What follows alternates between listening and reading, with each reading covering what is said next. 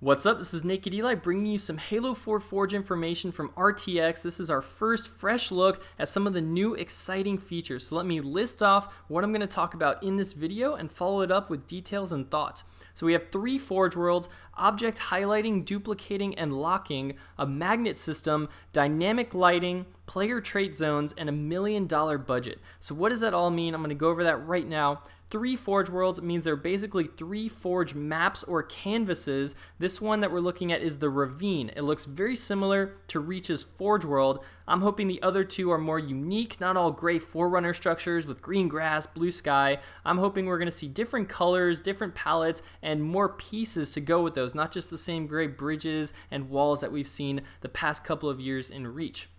We have object highlighting. Right here you see that it shows the name of the object selected, and it's very easy to pick out something small from a pile of stuff. Palettes are back for infection, which is great for mini games and just making breakable objects on your maps. There's a lock button, which if you press left on the D-pad while you're highlighting it, makes the object red and immovable, so you won't accidentally move it while playing with other pieces.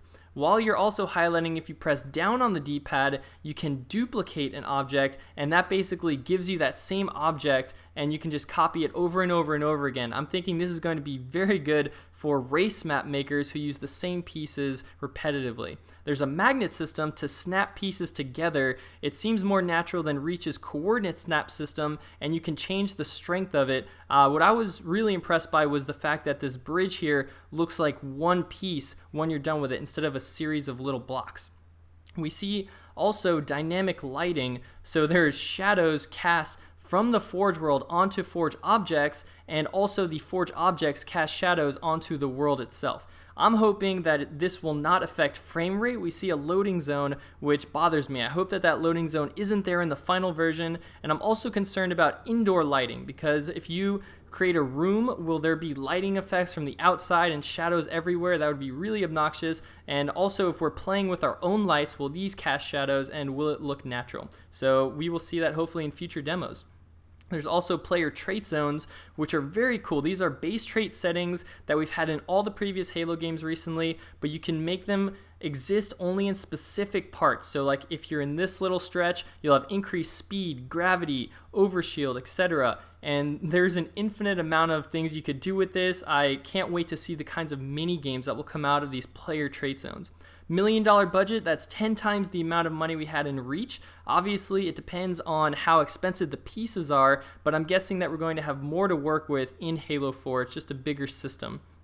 I noticed that there's a return to battlefield sign just like in the exteriors of Forge World and Reach. I'm hoping we can edit those out. It's already been confirmed that there is no weather or time of day settings, so I'm sorry if you were really banking on that, maybe in Halo 5 or Halo 6, as well as no undo button. They said that would just take huge amounts of resources and they weren't able to do it, so hopefully this new magnet system and object selection system will create no need for an undo button or lessen it.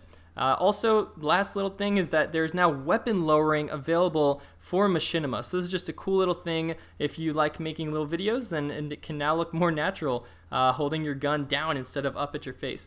So that's all the details on Halo 4 Forge. Click that thumbs up, subscribe for more content every Monday, Wednesday, Friday. This is Nak3d Halo. Thank you so much for watching.